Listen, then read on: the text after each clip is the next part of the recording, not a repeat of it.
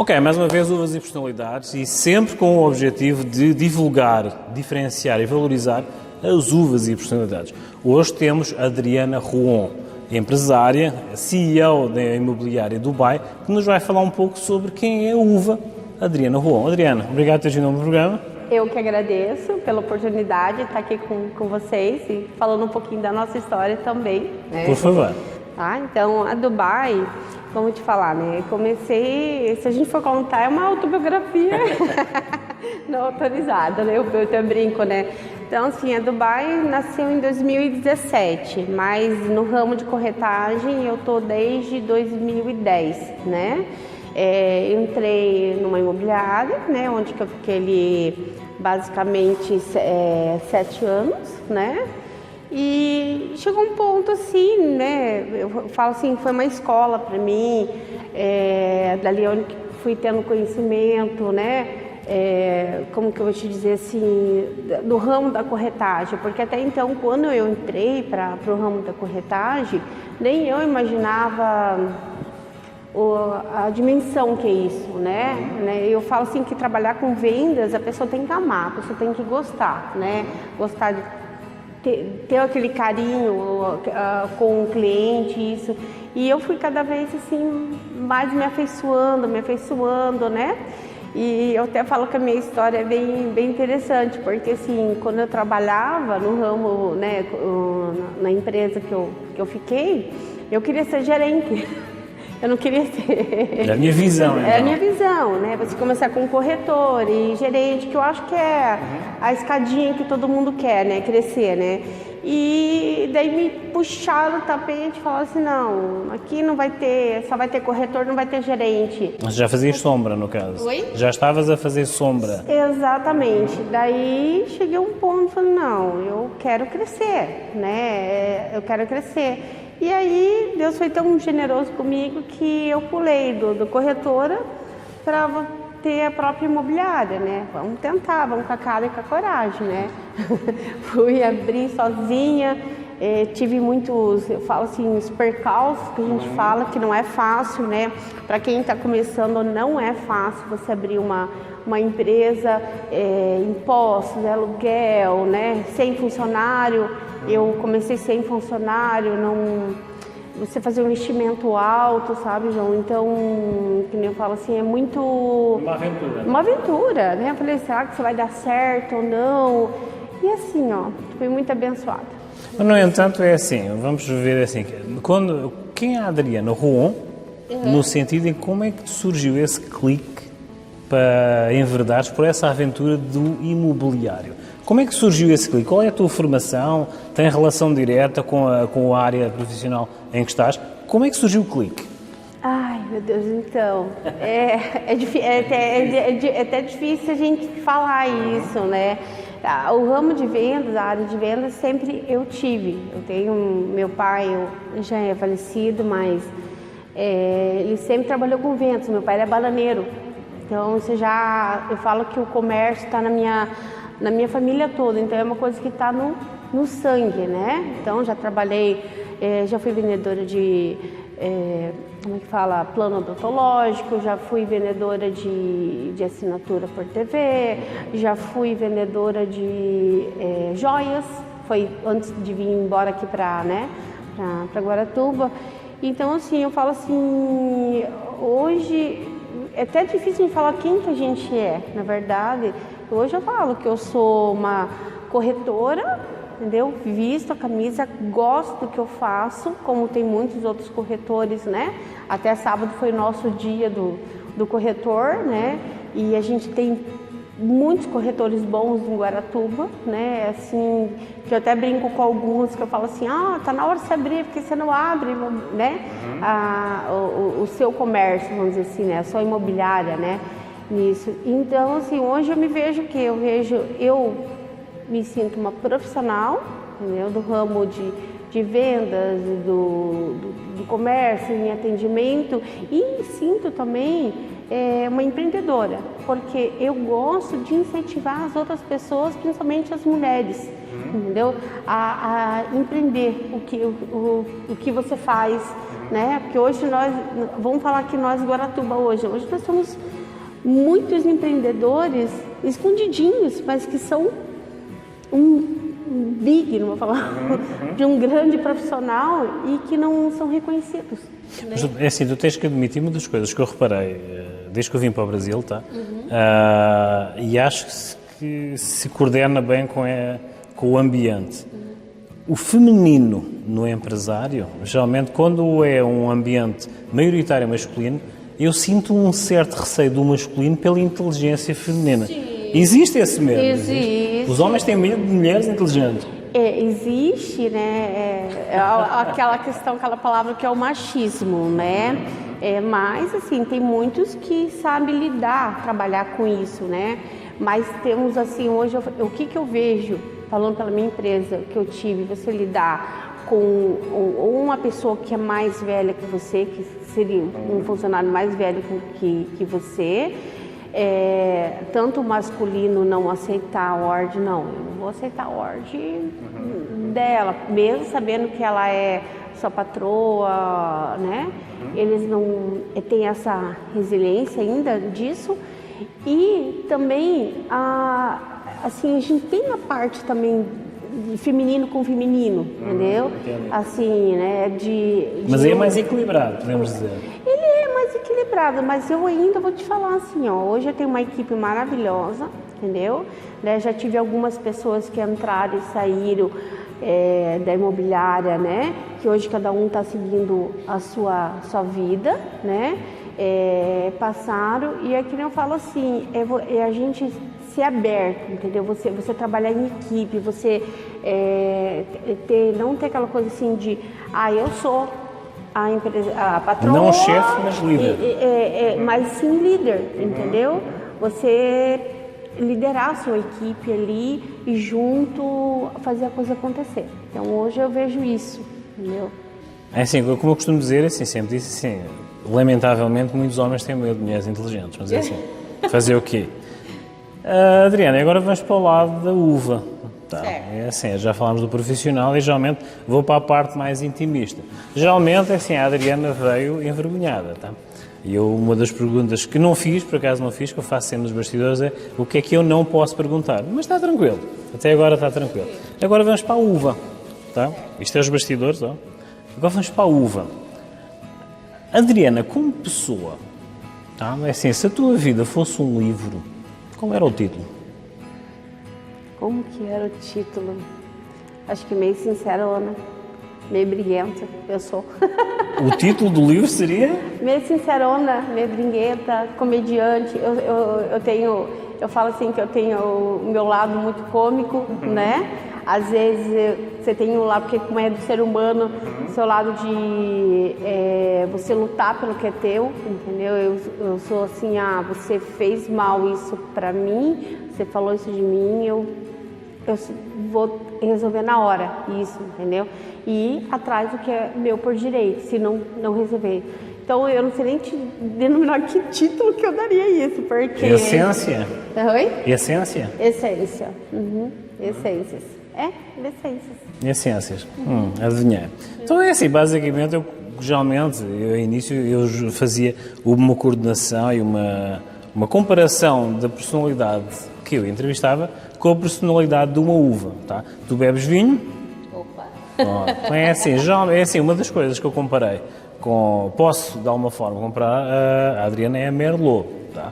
A Merlot já vem com toda aquela estrutura francesa para o novo mundo, mas uma das coisas que se optou e viu e certificou como garantia e diferencial foi que o terroir brasileiro do novo mundo e a sua mineralidade fez com que o vinho fosse mais amável, tá? É assim, não é tão mineral, tá? Não é tão ríspido como a cultura francesa, mas temos a ternura, a doçura, temos o ambiente cultural brasileiro na Merlot, tá? Onde de alguma forma temos um vinho aromático e bem equilibrado para qualquer palato.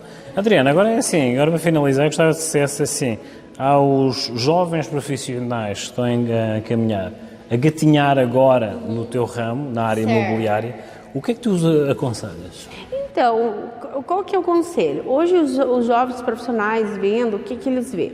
Eles vê hoje você com um carrinho bom, você vê que você conquistou uma casa, que você conquistou isso, você conquistou aquilo, estou falando assim bem genericamente.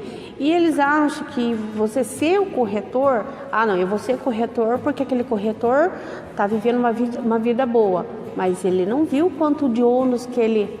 o percalço que ele teve, a escadinha que ele teve para ele chegar. Então eles acham que eu quero ser corretor porque corretor é rico. Não, não é. A gente tem uns corretores hoje que eu falo assim, muito bem aclamado, é mérito, eu acho que de cada um. E o que eu digo hoje, assim, eles têm que entrar, é aquilo que eu falei ali no começo, é você gostar. Se você gosta de vender, se você gosta, você se identifica com a área da corretagem, que não é só você ir lá atender, eu não vou lá atender o João, mostrar o imóvel, achar que você vai comprar. Às vezes tem cliente que você trabalha ali meses, né? Para chegar, e às vezes ainda você trabalha meses e você... felizmente, eu nem falo infelizmente, porque felizmente um outro corretor, porque todo mundo está nessa área para isso, chega lá, tem a sorte, a pessoa vem uma vez falar e vende, né? Então, assim, que eles entram com o pé no chão, porque a gente tem muito corretor, que eu vou te falar a palavra hoje, entrando muito mal informado, porque para você fazer o curso do Cresce, é a coisa mais fácil que tem. 1 ano você tira a tua carteira. E aí entra muita gente sem preparo, entendeu? Sem preparo, sem ética, sem moral. Isso é uma coisa que nós, corretores, vemos batendo muito. Formação. Na formação, na ética, entendeu? Porque hoje o teu colega que não é ético, ele vai lá, passa por cima de você. Ele não vê uma placa sua lá, se está opcionado ou não, e vai lá, ele passa por cima de você, ele vai direto com o proprietário para vender. E hoje a ética é muito... Eu acho que é uma coisa que prevalece muito a ética no nosso profissionalismo, né? Você viu a placa do teu amigo, né, o teu parceiro, que é parceiro de uma certa forma, né? Vai lá, faz parceria, né? Ganha metade, tudo, beleza. Não, hoje o pessoal, eu brinco que são os malandros Coca-Cola, entendeu? São os malandros Coca-Cola que querem ser o esperto. E também nós temos assim, agora eu vou te falar, voltando lá, falando com mulher. Nós temos muitos corretores que estão aí há 20, 30 anos, até donos de imobiliária, que eles não querem fazer parceria com você, que é mulher, porque você que é mulher, porque você está aí 5, 6 anos, mas eu estou 20, 30 anos, entendeu? Não, gente, a gente tem que respeitar. Se aquele teu corretor, amigo, se está 3, 4 anos, 1 ano, mas ele é ético, ele está trabalhando certo, eu acho que tem tudo para deslanchar mesmo. Então a gente tem muito esses bates. Se eu for para a gente falar sobre isso, a gente fica uma semana inteira falando, sabe? Eu te citando assim, exemplos assim, e não é que eu, Adriana, sou perfeita, não, né? Eu tento fazer o certo, entendeu? O certo com o teu amigo, com o teu parceiro, né? Mas infelizmente não são todos, então a gente está tendo muito esse debate das pessoas, do corretor despreparado, né? Que ele vai lá, não vai estagiar. Eu fiquei 7 anos, entrei numa imobiliária, fiquei 7 anos e nem tudo eu sei. Foi uma escola para mim, mas não é porque foi uma escola para mim, para a Adriana, que eu saí de lá sabendo tudo, porque o nosso ramo, cada dia é uma situação diferente. E para isso você tem que ter o quê? Para ter a tua empresa, ter o jogo de cintura, você ter o equilíbrio, porque vai ter semanas que vai ter glórias, vai ter semanas que vai ter tristeza. Nós passamos por uma fase da pandemia que foi muito ruim. Quando chegou a pandemia, eu falar bem a verdade, eu fui parar no pronto-socorro em surto, que eu falei, meu Deus, demorei tanto para conseguir uma empresa, ter o meu escritório, e de repente eu vou ter que fechar a porta, mandar 5 pessoas que na época trabalhavam comigo, que são 5 famílias, e embora daí. Mas não, fui me reinventando esses 3 meses, e depois começou a vir a bonança. né? Hoje o mercado ele está muito estável, né? Hoje, estou falando, hoje o mercado está muito estável, tá bom, tem hora que tá ruim, tem, né? Mas assim, ó, você tem que ter perseverança, entendeu? Persistir. Se você é isso que você quer, é isso que você vai levar para tua vida, entendeu? Persiste que você vai encontrar o teu bônus, Deus vai te abençoar, uma hora ou outra. Uma das situações que o masculino tem que se entender é assim, a vantagem de uma parceria com o feminino é que elas têm um sentido a mais. Tá? Assim, o sexto sentido que elas têm muitas vezes valoriza uma parceria, uma valorização no mercado do feminino para com a área profissional. Vamos posteriormente mostrar algumas imagens da Dubai, que é Dubai, tá? E Adriana, resta-me então agradecer a tua presença. Imagina, tá? Eu que agradeço. Cuidado com o sexto sentido, a Dubai está a dar grandes passos aqui na região do Garatuba e também... Itapuá também. Itapuá também. Faz 4 meses que nós inauguramos a primeira filial em Itapuá. Lá eu tenho meus sócios, que é o Lucas Rafael, que é meu filho, a minha nora Evelyn, né? E mais a nossa colaboradora Silvia lá. E espero logo, quem sabe, estar abrindo a segunda, a terceira filial e prosperar, crescer, né? E eu costumo dizer, não só para a Adriana, mas todos aqueles que nos acompanham como parceiros, Portugal tem que ver, de alguma forma, o Brasil real, tá? Não é só o que mostra as TVs e o meu objetivo sempre foi, de alguma forma, incentivar que vejam o Brasil que, de alguma forma, não é visto. A Adriana é a imagem de marca de uma empresa que, de alguma forma, tem sido uma bola de neve, reinventou-se ao feminino no empresário de imobiliária. Venham conhecer o Brasil, peçam informações, através dos nossos contactos, vocês já sabem como é. Transparência e muita divulgação do que realmente existe de bom no Brasil. Adriana, mais uma vez, obrigado por teres vindo ao meu programa. Eu que agradeço pela oportunidade, né? Agora aguardo você lá tomar um cafezinho da Dubai. Vamos fazer um estrago posteriormente. Vamos fazer um pequeno intervalo e voltamos já já.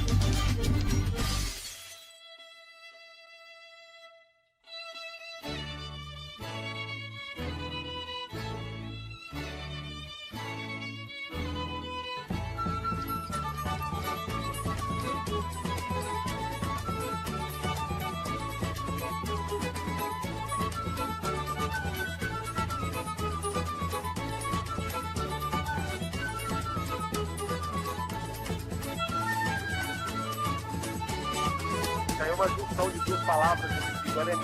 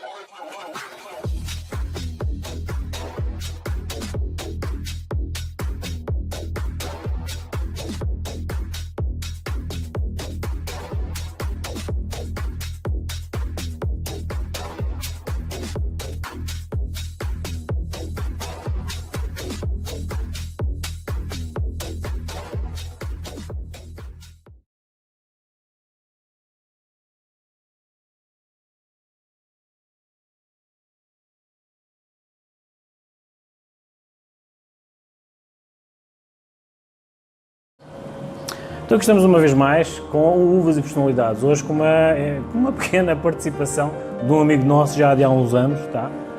Cláudio Tognoni, é assim, Tognoli, ou seja, assim, eu só o conheço pelo primeiro nome e pela empresa que ele representa, que é o Tatsuya, restaurante japonês aqui no Bairro Alto, o qual nós já temos uma certa frequência, ele já nos conhece, a minha a Carla, portanto consumimos bastante e lá está, qualidade e especificidade.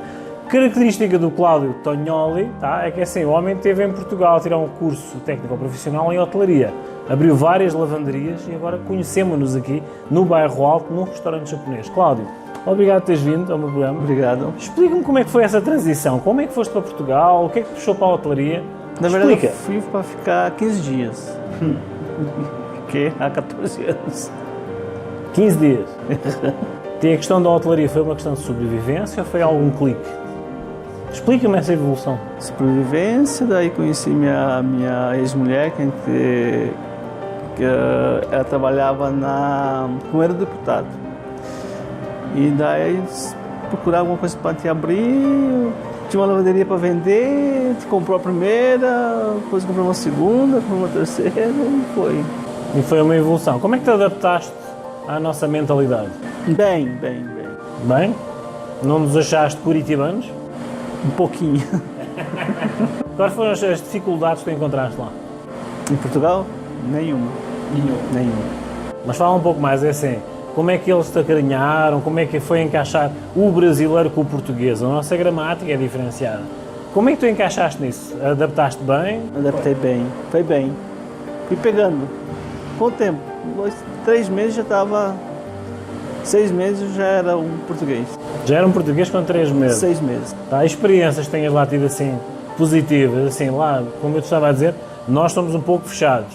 Mas assim, o brasileiro é aberto, mas assim, tu és curitibano o suficiente para te adaptares ou... Fechado, português fechado. Não, brasileiro curitibano fechado.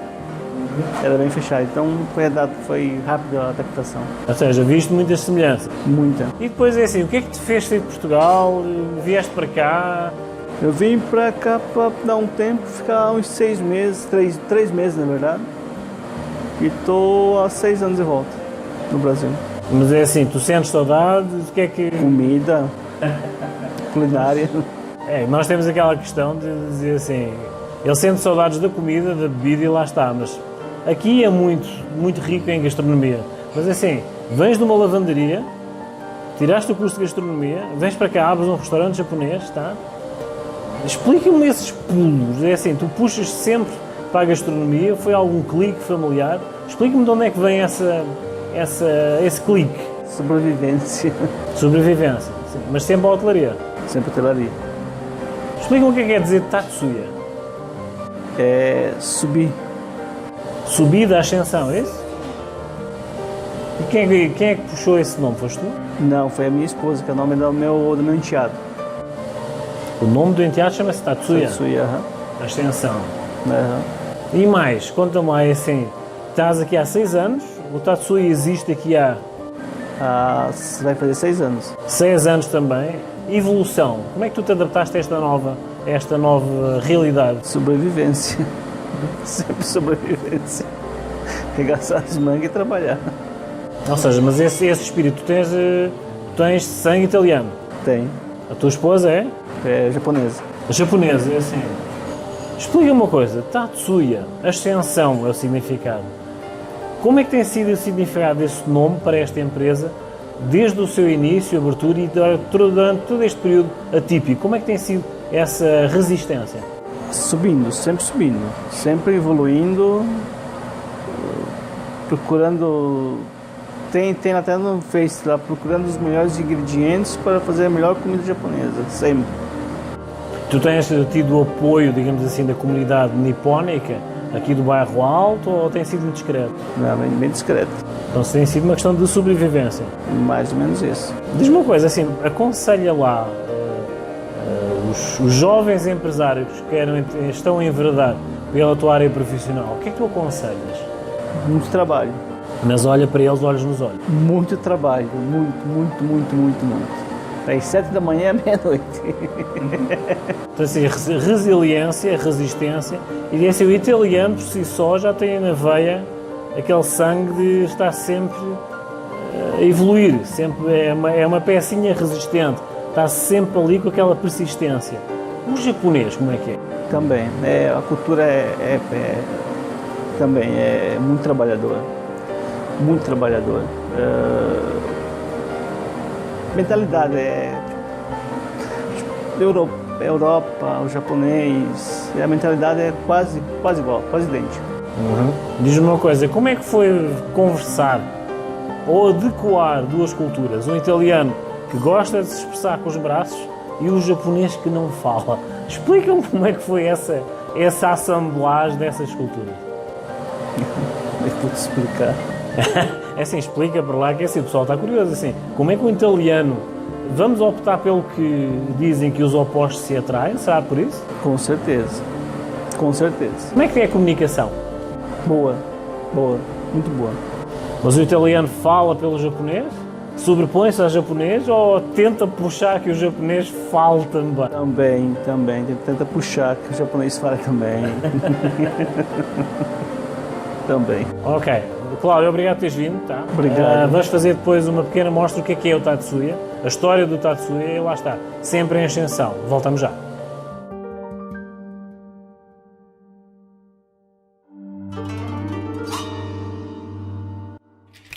E hoje viemos visitar um local que nos apraz bastante, Tatsuya. O restaurante Tatsuya Japanese Food tem como significado tornar-se um dragão, possuir sabedoria e longevidade. O seu diretor, Claudemir Tognoni. Nesse contexto, sempre foi e será o lema do Tatsuya da casa de que todo o esforço se mantém para se encontrarem os melhores produtos e ingredientes para criar a melhor comida japonesa. Depois de emigrar para Portugal, após uns anos retornou e fundou o Tatsuya.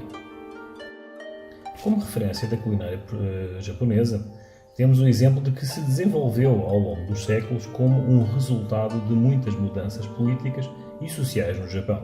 A culinária, eventualmente, passou por um processo de evolução com o advento da Idade Média, que marcou o início da expansão do elitismo com a era do domínio shogun.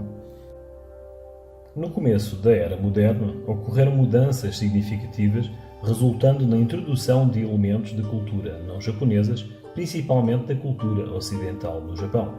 O termo culinária japonesa significa a comida japonesa tradicional, semelhante à existente antes do final do Sokuku, política de isolamento do Japão, em 1868.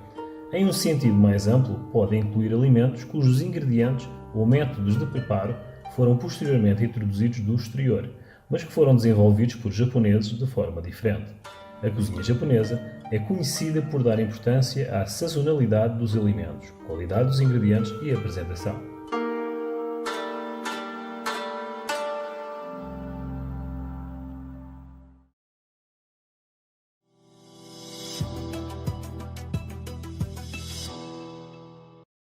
Olá pessoal, eu sou Lucélia Derroquet, eu sou artista plástica.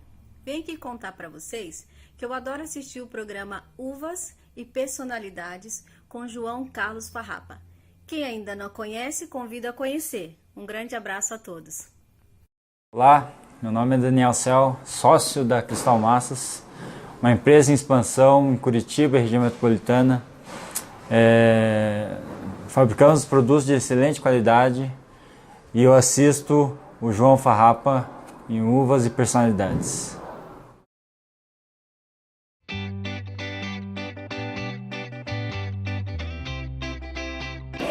Então aqui está o Uvas e Personalidades, é mais um período de degustação. Itália, França, Espanha, Portugal, África do Sul. Estamos neste ambiente de degustação aqui no Hotel Pestana e lá está.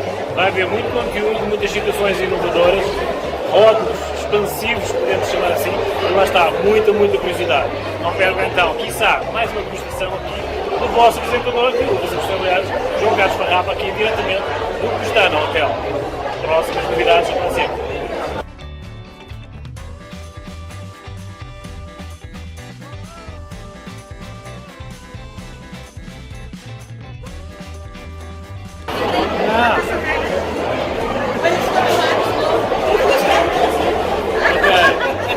Assim, estamos a filmar, vamos ver assim, a esposa que faz anos hoje, não é? Noeva Uthman, com a Viniarski, lá está, estamos aqui a apanhar surpresas e muitas degustações. Vamos continuar.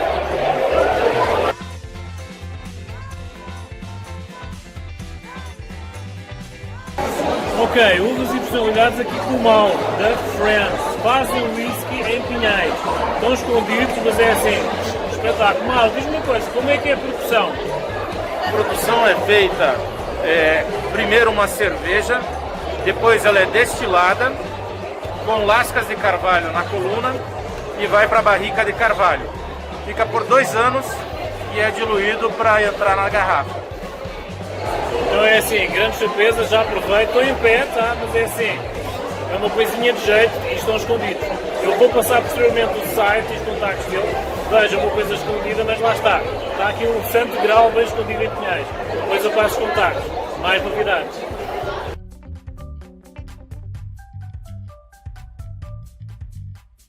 Ok, temos aqui o André de Minas Gerais com azeite. André, diz uma coisa, em Minas Gerais fazes bom azeite? Minas Gerais produz excelentes azeites. Sim, no sul de Minas nós temos azeites com a 0,1 de acidez. Sim, temos excelentes azeites.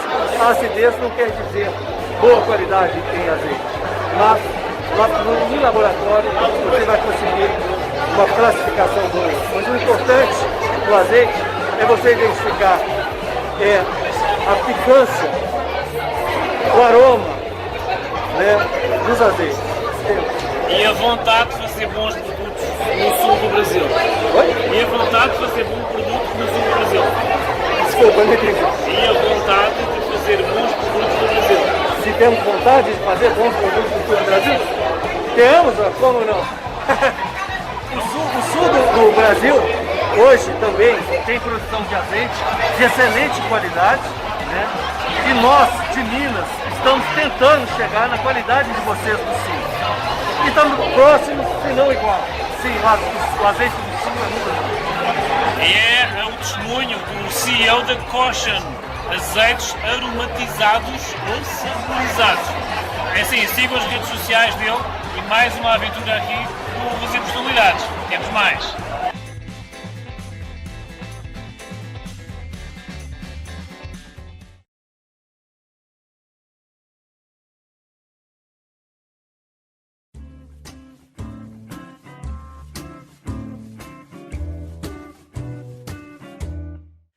vamos então falar de duas situações.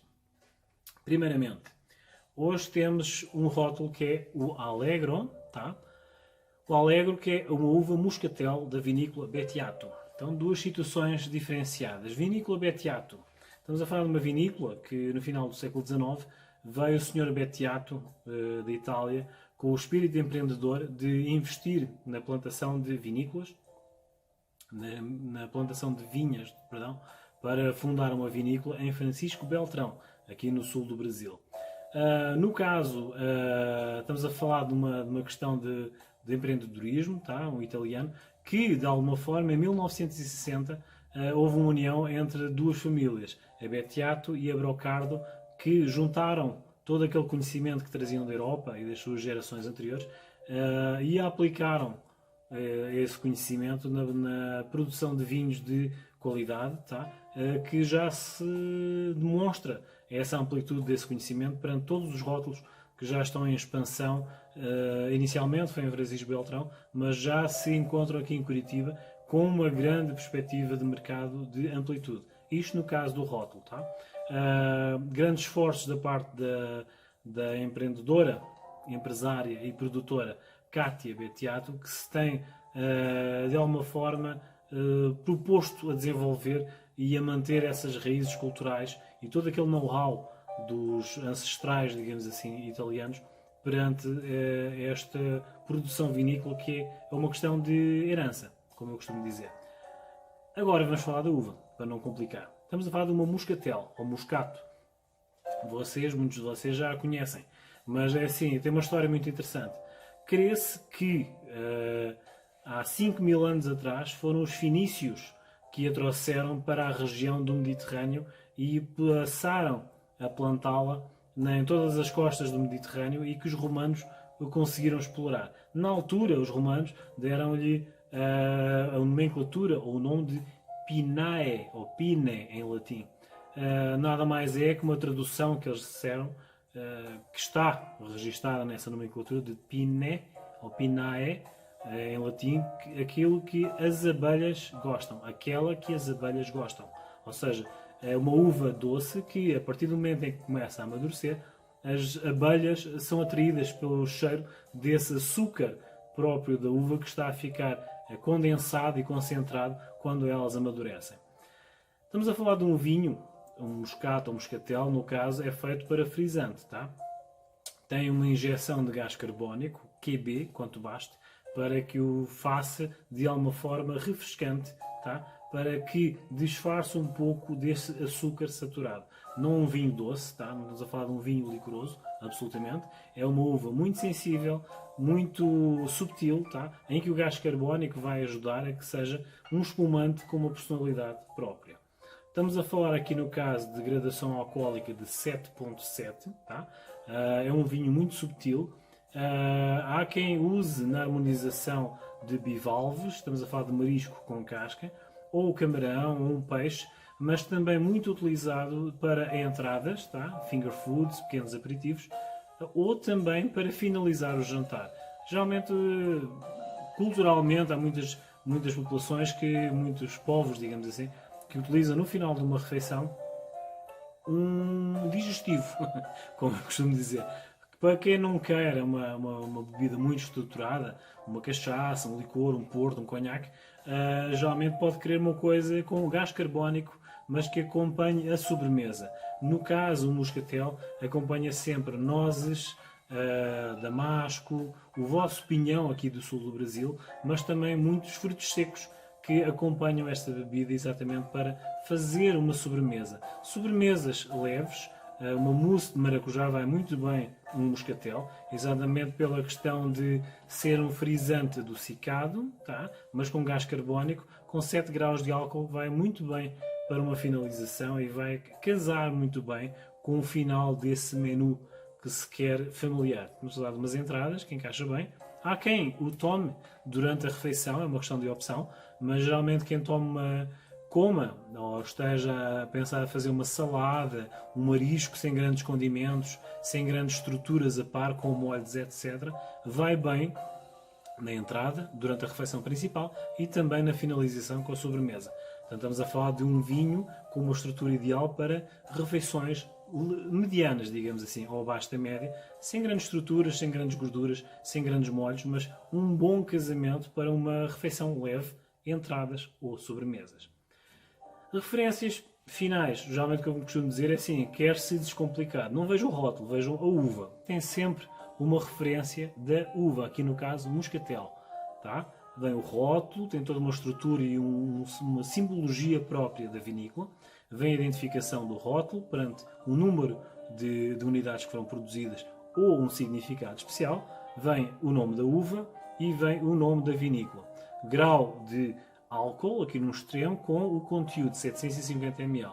Referências à vinícola e sempre, para descomplicar, tem a questão do contrarótulo. Vem sempre uma informação de uma sugestão, tá? Que se quer na questão de harmonização. Contrarótulo, vem sempre a mesma informação. Vem a parte do nome do rótulo, toda a informação burocrática, tá? E vem sempre uma sugestão de harmonização com as restantes informações de grau de álcool, sugestão de harmonização ou informação da vinícola. É um vinho redondo, tá? No caso é um espumante, frisante. Há a questão de, mas é um champanhe. Não. Há uma nomenclatura própria feita pelas instituições mundiais de que só se chama champanhe ao produto produzido na região de Champagne, em França. Tudo o resto vai ser espumante ou frisante, exatamente por uma questão de nomenclatura autorizada e com direitos autorais. Então, resumindo, é assim, é um vinho espumante, frisante, leve, de fácil casamento com harmonizações leves e redondo. Vejam a uva, tá? Vejam sempre a uva. E é uma questão de fácil aquisição, é um vinho acessível, tá? É um vinho acessível, uva acessível, encontram-se rótulos de variados países e façam essa experiência para ver as diferenciações de país para país.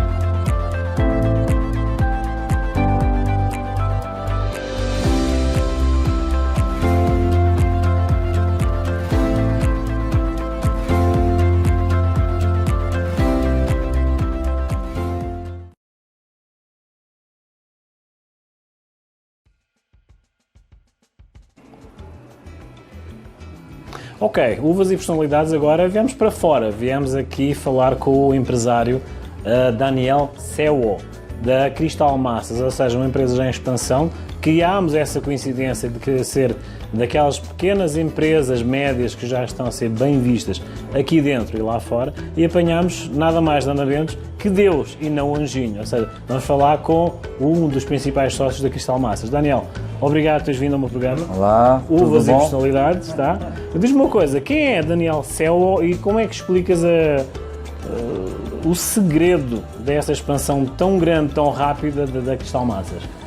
Então, Daniel é um sonhador e a gente está em uma fase de expansão sempre com muita qualidade, né? Então, esse sempre foi o nosso foco, né? Sempre dando ênfase à qualidade. Então, sempre os nossos produtos são bem vistos, quem experimenta ele sempre quer de novo, quer de novo, quer de novo. Então, esse que é o nosso segredo. Diz-me uma coisa, tu és japonês. Japonês. Ok. Uhum. Tu podes dizer que houve uma perfeita harmonização entre a gastronomia italiana com o toque da massa e da exigência técnica que o japonês tem no trabalho? Então, o pastel em si, que é o nosso carro-chefe, vem da cultura oriental. Eu não sei porquê, mas aqui no Brasil o pastel está ligado ao japonês, né? Né? E essa parte tecnológica ajudou bastante para a gente modernizar a fábrica, para a gente modernizar a produção, né? Então tudo isso aí já casou bem certinho, como você falou, e graças a Deus a gente está numa fase muito boa. Essa expansão, tu estavas a dizer assim, foi de um sonho. Tu és apologista da frase de que o homem sonha e a obra nasce? Sim, claro. Então é assim, estamos a falar de uma coisa que já veio dos teus pais. Sim, claro. Já é hereditário esse know-how de mexer com a mão na massa. Como é que tem sido essa evolução? É assim, é uma responsabilidade? Então, essa parte de massa aí vem desde o meu avô. Meu avô já fazia a massa, né? Meu pai também começou com essa parte de massa de pastel principalmente, né? E daí eu peguei para industrializar, né? Para as massas chegarem nas mãos do pessoal, né? Das pessoas que precisam realmente, né? Se tem uma necessidade, a gente fez chegar a eles essas massas. Ou seja, as pessoas têm necessidade e tu ofereces qualidade, correto? Com certeza. Como é que foi houve este período de evolução, houve esta expansão num período atípico? Lá está, tivemos a pandemia, mas a vossa empresa expandiu. Como é que explicas essa expansão? É persistência, responsabilidade? Explica-me um pouco. Então, quando veio a pandemia aí, a gente ficou muito preocupado, né? Então eu falei assim, cara, o que a gente vai fazer? Né?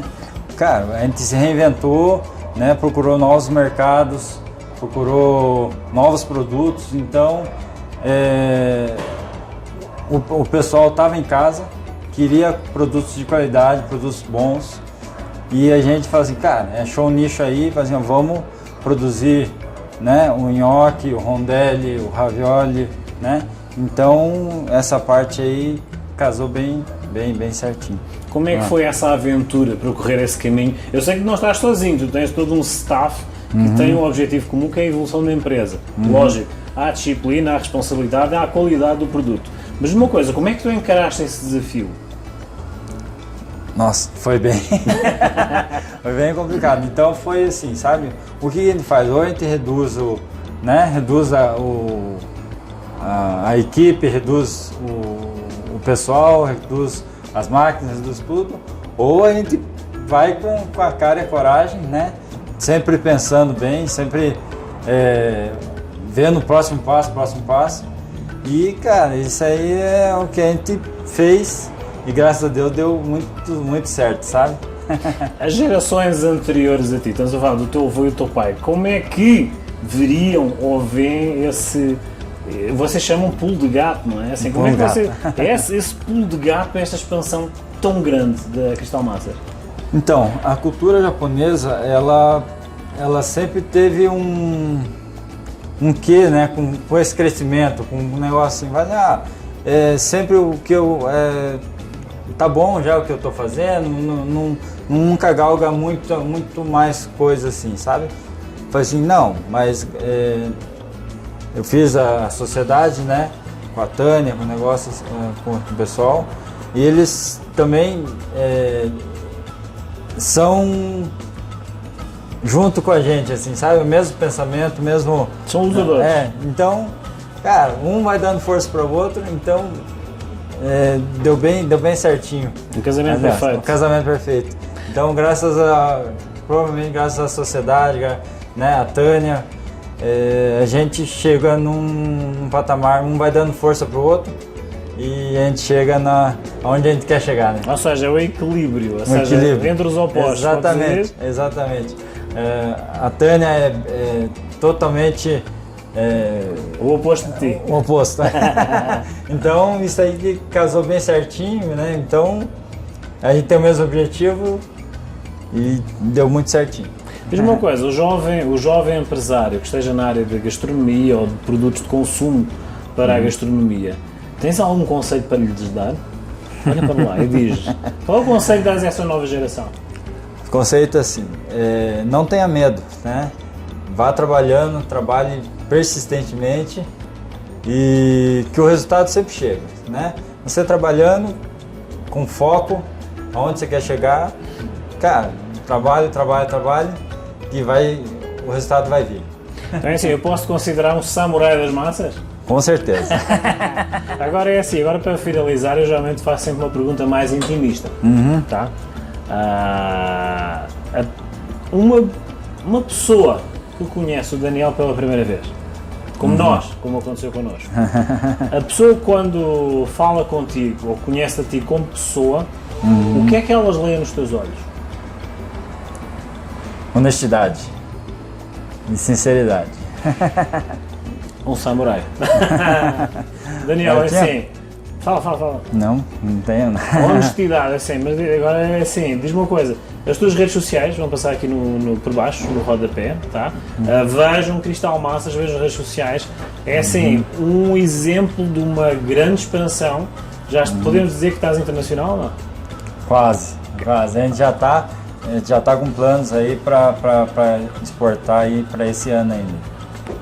Nós vamos fazer a nossa parte a nível internacional, porque assim, as últimas indicações foi mais de 100 mil pessoas a verem o nosso episódio, tanto aqui como lá fora. Quem nos conhece vê que as nossas redes sociais estão a fazer esse estrago. Tá? Portugal está nos nossos planos, um dos primeiros. Eu não disse nada, tá? É o homem que está a dizer, tá?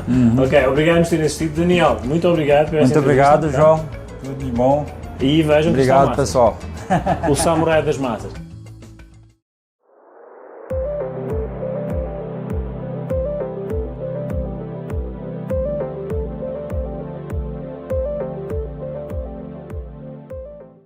Nos Dicas da Fran de hoje, nesse universo lindo e feminino, vamos aprender um pouco mais sobre banho de gel, ou blindagem como vocês conheçam.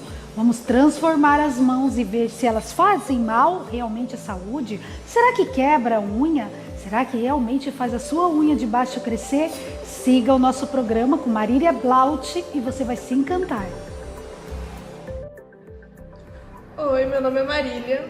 Eu trabalho na Fran Caetano como manicure e especialistas em alongamentos de unha. Hoje eu vou mostrar para vocês o procedimento que eu vou fazer aqui. Aqui nós já temos uma blindagem de unha que serve para aquelas unhas que são mais naturais, que você gosta de um procedimento mais natural, porém as suas unhas sempre quebram, lascam no canto. Aqui a gente vai fazer agora uma manutenção e vou mostrando para vocês os procedimentos.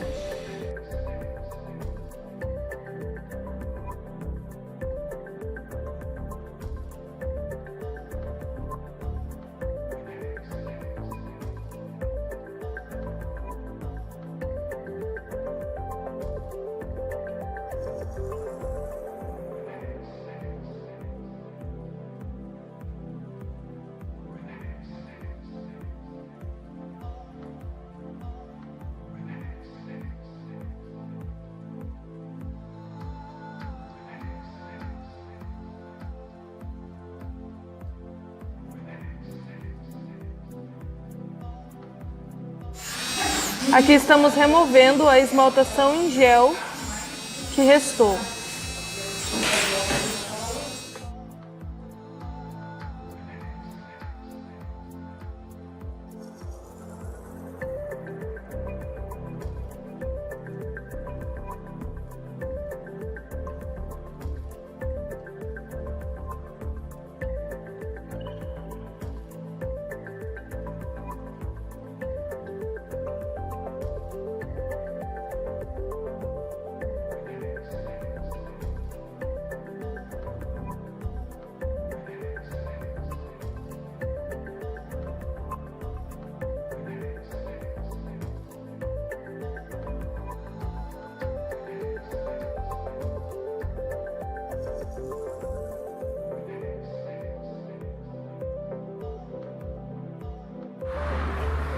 Agora vamos preparar as unhas para poder fazer a manutenção.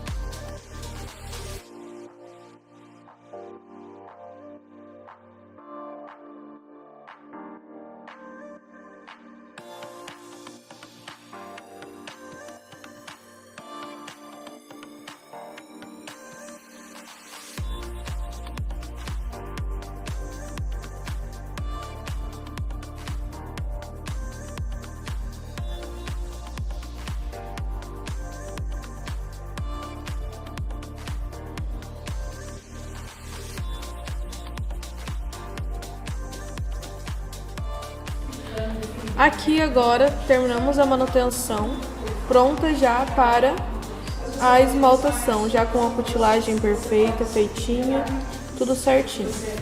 Os benefícios do banho de gel e da blindagem é o quê?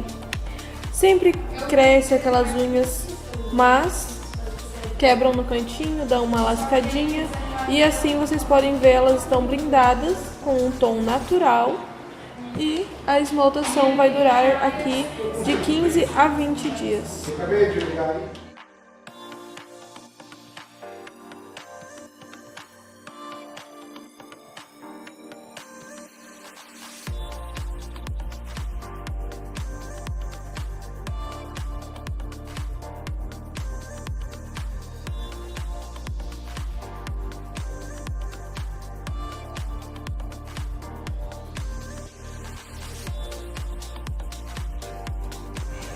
Aqui acabamos de encerrar então esse lindo e maravilhoso procedimento que foi essa blindagem.